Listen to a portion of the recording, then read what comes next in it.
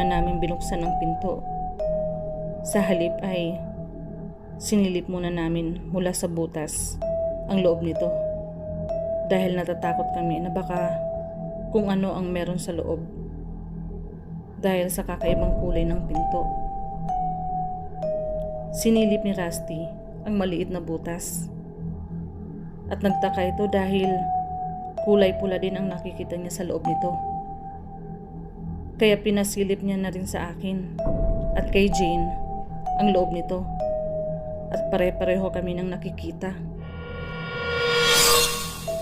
Dahil sa labis na pagtataka ay naglakas loob kaming buksan ang pinto na iyon.